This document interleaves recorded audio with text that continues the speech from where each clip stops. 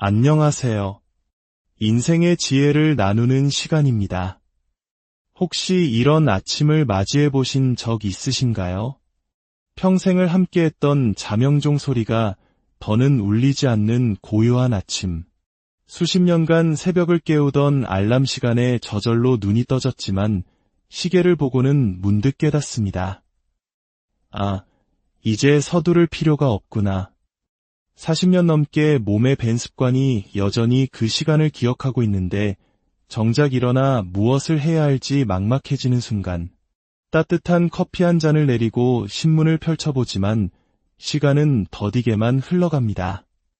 점심까지는 아직도 대여섯 시간이 남았는데 이 텅 빈 시간을 무엇으로 채워야 할지 막막한 기분. 옆에 있던 아내가 무심코 던지는 한마디가 가슴을 찌릅니다. 여보, 오늘은 어디 좀 나가보는 게 어때요? 집에만 있으니 나까지 답답하네. 젊은 후배들이라도 만나 요즘 어떻게 지내세요? 라고 물어오면 선뜻 대답하기가 망설여집니다. 그냥 쉬고 있어. 이 한마디를 내뱉을 때마다 어딘가 작아지는 내 모습이 어색하기만 합니다. 평생을 가족과 사회를 위해 쉼없이 달려왔습니다. 우리는 그 격동의 시대를 온몸으로 살아내며 대한민국의 오늘을 만든 주역이었습니다. 하지만 그 치열했던 시간이 멈추자 문득 찾아온 이 자유가 축복인지 혹은 낯선 형벌인지 헷갈리기 시작합니다. 만약 지금 이 이야기에 조용히 고개를 끄덕이고 계신다면 오늘 저와 함께하는 이 시간이 당신의 남은 인생, 빛나는 황금기가 될 30년을 완전히 새롭게 디자인하는 소중한 전환점이 될 것입니다. 이 이야기가 당신의 마음에 울림을 준다면 인생의 새로운 장을 시작하는 소중한 친구에게 공유해주세요. 당신의 따뜻한 마음이 누군가에게는 큰 위로와 용기가 될 것입니다. 저희에게 보내주시는 좋아요 하나하나가 더 깊이 있는 이야기를 만드는데 큰 힘이 됩니다. 여러분의 앞날에 늘 평안과 기쁨이 가득하기를 기원하며 오늘의 이야기를 시작하겠습니다. 첫 번째 제안은 당신의 인생을 기록하는 글쓰기입니다. 아이고, 이 나이에 무슨 글쓰기야. 평생 일기 한 줄 제대로 못 썼는데 이렇게 지레짐작하지 마십시오. 글쓰기는 종이와 펜만 있다면 혹은 낡은 컴퓨터 자판만 두드릴 수 있다면 언제 어디서든 시작할 수 있는 가장 경제적이고 깊이 있는 취미입니다. 무엇을 써야 할지 막막하신가요? 거창할 필요가 없습니다. 그저 매일의 소소한 단상을 기록하는 일기도 좋고 파란만장했던 당신의 삶을 되짚어보는 자서전도 좋습니다. 사랑하는 손주들에게 들려주고 싶은 할아버지, 할머니의 옛날 이야기를 써내려가는 것은 또 얼마나 멋진 일입니까? 글쓰기의 가장 위대한 힘은 흩어져 있던 내 생각과 경험의 조각들을 하나로 모아 정리할 수 있다는 데 있습니다. 정신없이 앞만 보고 달려오느라 미처 돌아보지 못했던 내 인생의 장면들을 차분히 기록하다 보면 아, 내가 이런 삶을 살아왔구나. 참 애썼다 하는 벅찬 깨달음과 함께 스스로를 다독이게 됩니다. 놀랍게도 글을 쓰는 과정에서 우리는 후회보다 감사를 더 많이 발견하게 됩니다. 그때는 참 힘들었는데 지금 돌이켜보니 다 소중한 추억이네. 이런 마음이 들기 시작하면 무기력했던 하루하루가 의미로 채워지기 시작합니다. 글솜씨가 쌓이면 훗날 당신의 이름으로 된 책 한 권을 출간하여 새로운 소득을 창출하는 작가의 길로 이어질 수도 있습니다. 무엇보다 오롯이 혼자만의 시간에 깊이 몰입하며 시간과 장소에 구애받지 않고 즐길 수 있다는 것이 가장 큰 매력일 것입니다. 두 번째, 새로운 배움의 문을 여십시오. 이 나이에 뭘 더 배운단 말인가? 젊은 사람들 틈에 끼어서 창피하게 이런 생각이야말로 우리의 가능성을 가두는 가장 큰 장애물입니다. 오히려 지금이야말로 배움을 위한 최적의 시기입니다. 우리에겐 젊은 날에는 부족했던 시간적 여유가 있고 세상을 살아온 깊은 경륜이 있으며 어느 정도 경제적 기반도 갖추고 있지 않습니까? 가까운 복지관이나 평생학습관의 문을 두드려 보십시오. 컴퓨터와 스마트폰 활용법부터 서예, 수채화, 스포츠 댄스, 외국어 회화에 이르기까지 당신의 잠자던 호기심을 깨울 다채로운 세상이 기다리고 있습니다. 이러한 학습 공동체의 가장 큰 장점은 비슷한 관심사를 가진 새로운 친구들을 만날 수 있다는 것입니다. 평생 일터에서 맺었던 이해관계로 얽힌 인연이 아닌 순수한 즐거움을 함께 나누는 화구가 생기는 것이죠. 함께 배우고 웃으며 차 한잔 나누는 시간 속에서 우리는 잊고 있던 삶의 활력을 되찾게 됩니다. 특히 디지털 기기 사용법을 배우는 것은 마치 새로운 세상으로 통하는 열쇠를 얻는 것과 같습니다. 멀리 있는 손주와 영상통화를 하며 웃음꽃을 피우고 유튜브를 통해 세상의 온갖 지식과 취미 강의를 내 방에서 즐길 수 있으며 클릭 한 번으로 필요한 물건을 집 앞까지 배송받는 편리함을 누릴 수 있습니다. 아, 우리 할아버지가 카톡 이모티콘도 보내시네. 손주의 감탄 한마디에서 느끼는 뿌듯함은 그 무엇과도 바꿀 수 없는 기쁨일 겁니다. 한 번도 가보지 않았던 미지의 세계에 용기 내어 발을 내디뎌 보십시오. 상상 이상의 놀라운 풍경이 당신을 기다리고 있을 것입니다. 세 번째, 봉사활동으로 삶의 의미를 재발견하십시오. 나도 이제 남의 도움을 받아야 할 나이인데 무슨 봉사람 아닙니다. 절대 그렇지 않습니다. 오히려 당신의 연륜이야말로 봉사활동을 하기에 가장 완벽한 자산입니다. 당신이 평생에 걸쳐 쌓아온 귀한 경험과 지혜는 이제 막 세상을 배우는 아이들에게 혹은 도움이 필요한 이웃에게 그 어떤 물질적 도움보다 더 큰 선물이 될 수 있습니다. 복지관에서 아이들에게 책을 읽어주는 일, 도서관의 낡은 책들을 정리하는 일, 우리 동네를 깨끗하게 가꾸는 환경정화 활동, 홀로 계신 어르신의 안부를 묻는 따뜻한 전화 한 통. 우리가 나눌 수 있는 것은 생각보다 훨씬 많습니다. 봉사활동이 우리에게 주는 가장 큰 선물은 나는 여전히 이 사회에 필요한 쓸모있는 사람이구나라는 자존감을 되찾게 해준다는 것입니다. 누군가에게 조건 없는 도움을 주는 그 순수한 행위를 통해 우리는 돈으로는 결코 살 수 없는 삶의 의미와 보람을 느끼게 됩니다. 고맙습니다. 라는 진심 어린 말 한마디가 온종일 마음을 넉넉하고 따뜻하게 만들어줍니다. 특히 아이들을 위한 봉사는 우리 영혼을 맑게 정화시키는 특별한 경험입니다. 아이들의 순수한 웃음소리를 듣고 있노라면 어느새 내 마음도 덩달아 젊어지는 듯한 기분 좋은 착각에 빠지게 될 것입니다. 네 번째, 당신의 뇌를 깨우는 최고의 투자, 독서입니다. 나이가 드니 눈도 침침하고 책 한 권 읽기가 예전 같지 않아 물론 그럴 수 있습니다. 하지만 제가 제안하는 것은 책 한 권을 처음부터 끝까지 다 읽어야 한다는 부담감에서 벗어나는 새로운 방식의 독서입니다. 이름하여 하루 10족 독서법입니다. 일주일에 하루, 날짜를 정해 가까운 도서관이나 서점을 찾아가십시오. 그리고 어떤 책이든 마음에 드는 책을 골라 딱 10쪽만 읽고 돌아오는 겁니다. 부담 갖지 마세요. 서서 읽어도 좋고 편안한 의자에 앉아 읽어도 좋습니다. 그 10쪽을 읽는 동안 당신의 마음에 와닿는 문장 한두 개를 작은 수첩에 정성껏 옮겨 적어보세요.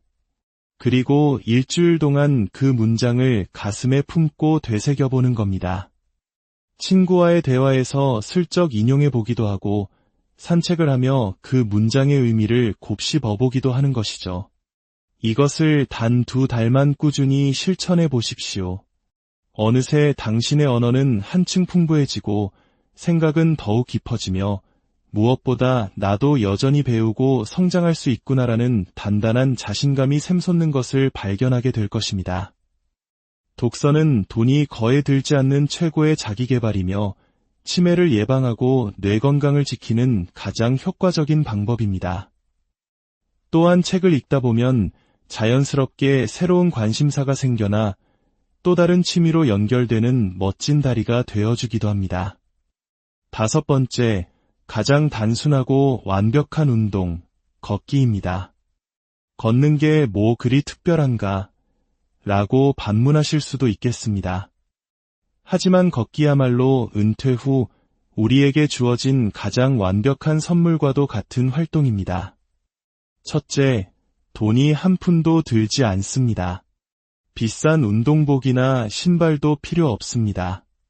그저 발이 편한 신발 하나면 충분합니다. 둘째, 누구의 눈치도 볼 필요 없이 혼자서 언제든 할 수 있습니다.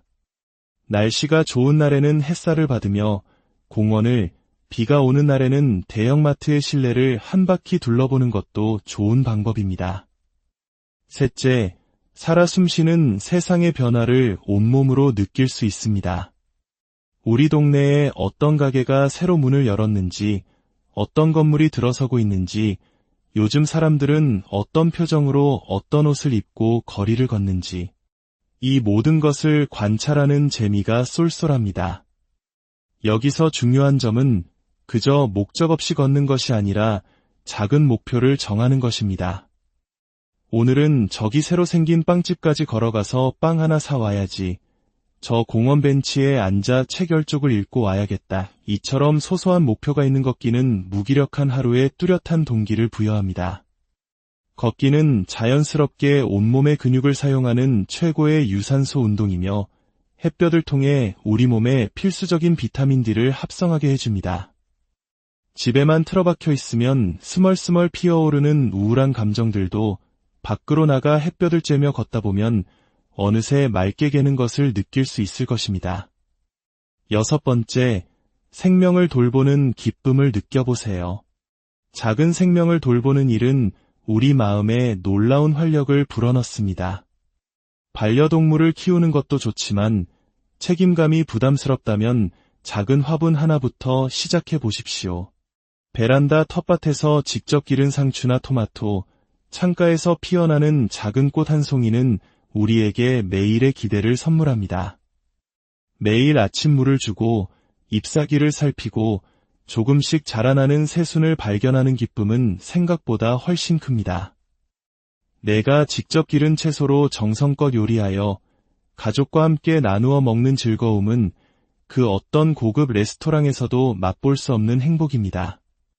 무엇보다 내가 매일 돌봐야 할 대상이 있다는 사실 자체가 삶의 리듬을 만들어주고 무기력함에서 벗어나게 하는 강력한 동기가 됩니다. 아, 물 줘야지. 꽃봉오리가 맺혔네. 이런 작은 발견들이 모여 하루를 의미 있게 만듭니다. 반려동물이 주는 위로는 더욱 특별합니다. 퇴근 후 텅 빈 집이 아닌 꼬리치며 반겨주는 작은 생명체가 있다는 사실만으로도 외로움은 눈 녹듯 사라집니다. 매일 함께 산책을 나가며 자연스럽게 운동도 하게 되니 몸과 마음의 건강을 모두 챙길 수 있는 최고의 친구가 되어줄 것입니다.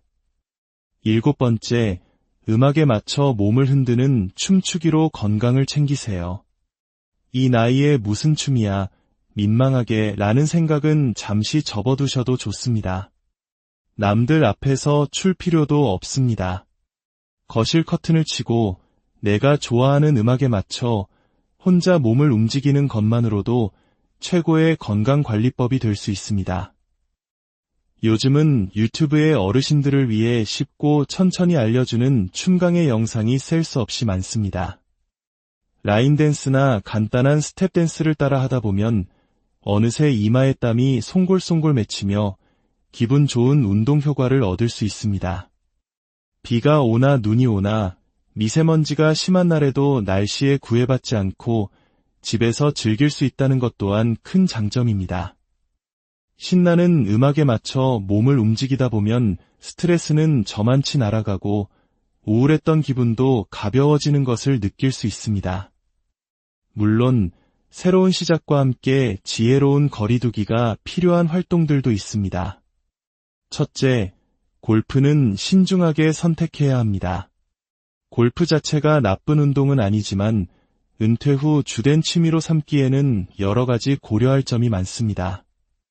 상당한 시간과 만만치 않은 비용이 들 뿐만 아니라 무엇보다 골프는 본질적으로 경쟁 스포츠입니다.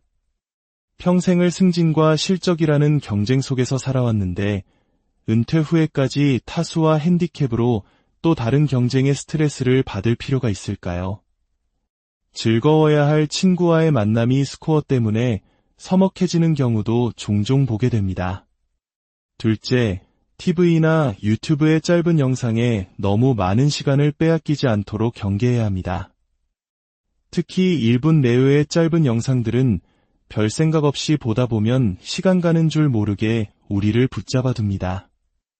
이런 자극적인 영상에 계속 노출되면 우리의 뇌는 깊이 생각하는 능력을 잃고 점점 멍해집니다.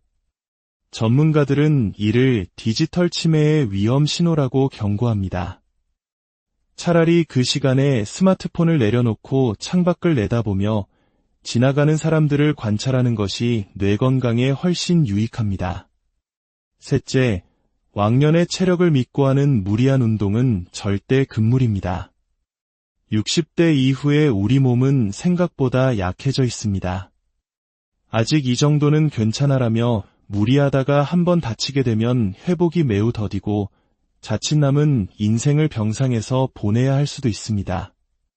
나이가 들수록 자신의 신체적 한계를 정확히 알고 그 안에서 안전하게 즐길 수 있는 활동을 찾는 지혜가 필요합니다.